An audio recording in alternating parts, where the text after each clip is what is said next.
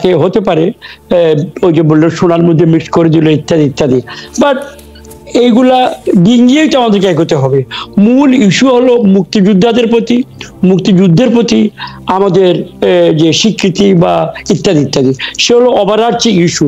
এখানে ওখানে ব্যক্তিগত ফেইলিওর কিছু হয়ে থাকে, এটা আমরা অপরাধমূলক কাজ, এটাকে আমরা অপরাধের আইনে বিচার করব, এবং কিছু কিছু বিচারও যে হয় না তা নয়, কারো কারো ভাতা দিয়ে কারো কারো সম্মান উজ্জ্বল করা হয়েছে। আমি আরেকটা কথা আপনার এখন যোগ করতে চাই, চাকরি কিন্তু সরকার দিচ্ছে না, চাকরি দেয় আইনের আওতায় পিএসসির মাধ্যমে। সরকার অনলি রিকোয়ারিং বডি যে আমার এই লোক চাই, আইন সুনির্দিষ্ট আছে এবং পিএসসি রিক্রুট করে সরকারকে লোক দেয়। সুতরাং এখন যদি বলা হয় সরকার তার ইচ্ছা মতো রিক্রুট করছে, এটা সরকারের প্রতি বোধহয় অবিচার করা হবে।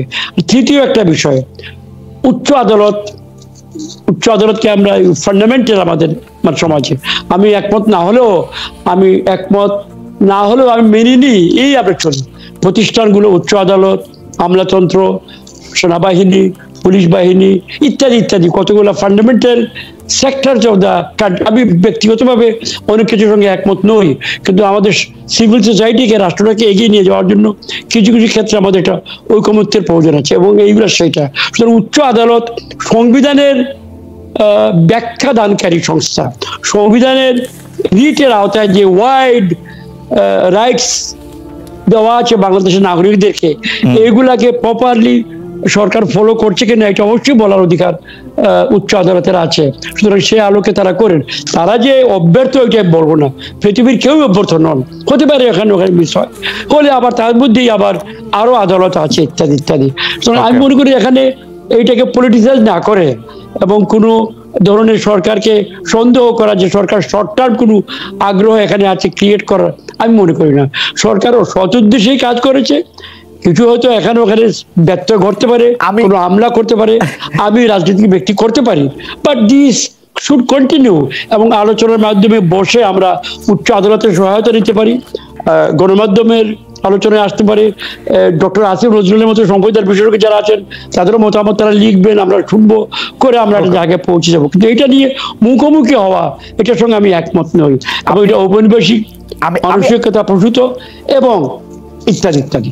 আমি শুধু দুটো বিষয় আপনি একটু দৃষ্টি রাখেন। আপনি বলছেন বটে সরকার নিয়োগ দিচ্ছে না, পিএসসি আসলে নিয়োগের সুপারিশ করছে, তারপর সরকার তার খালে, এটি টেকনিক্যালি এটি ঠিক, কিন্তু আমরা কিন্তু দেখেছি এই সরকারের একজন মহা গুরুত্বপূর্ণ ব্যক্তি এইচ.টি. ইমাম, জনাব এইচ.টি. ইমাম, আমি তাকে খুবই শ্রদ্ধা করতাম, ভালোবাসতাম। তিনি কিন্তু ছাত্রলীগের সবাই গিয়ে বলেছেন তোমরা খালি একটু পাস করো, একটু পড়ালেখা করো, বাকিটা আমরা দেখব।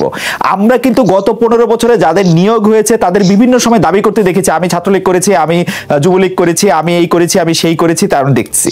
এবং কে কত বেশি আওয়ামী লীগ, এটা আমি খারাপ বলতেছি না, কারণ রিপাবলিকানরা তাদের রিপাবলিকান লোক নিয়ে আসে, কিন্তু এখানে তো সরকারি লোকে এটার মধ্যে যায়।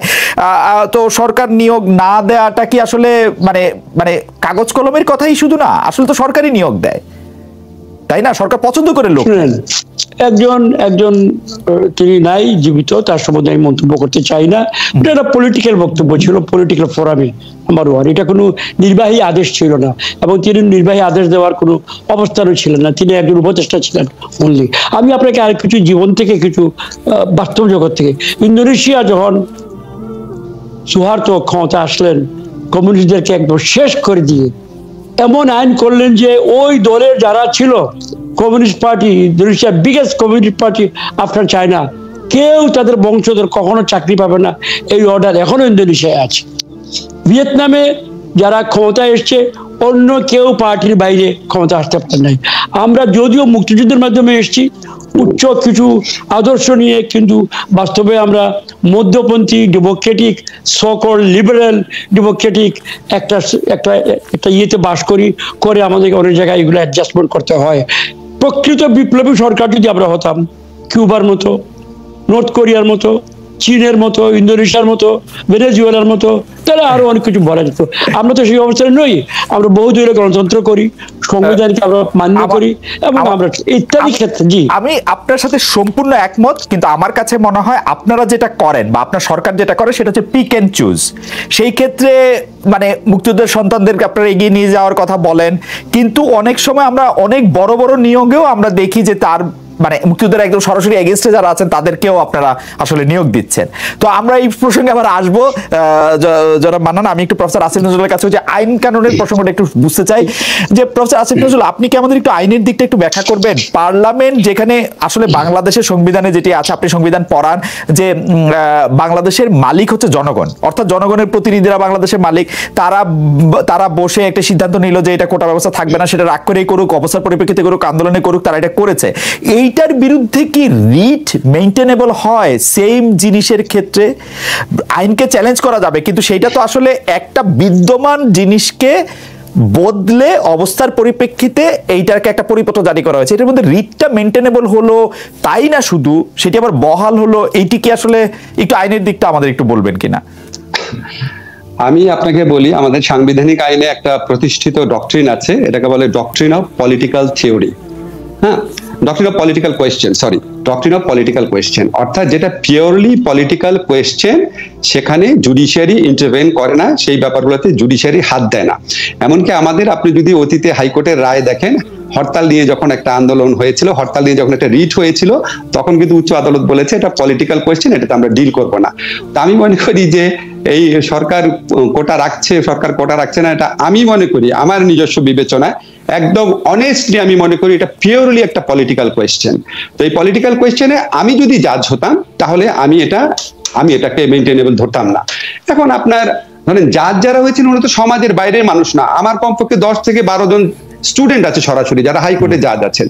এখন আমি তো তাদের প্রত্যেকের কি একই মানসিকতা? এখন উনি কোন বিচারিক বিবেচনা নিয়েছেন আমি জানি না, তবে ডক্ট্রিন অফ পলিটিক্যাল থিওরি অনুযায়ী এটা নেওয়ার কথা না।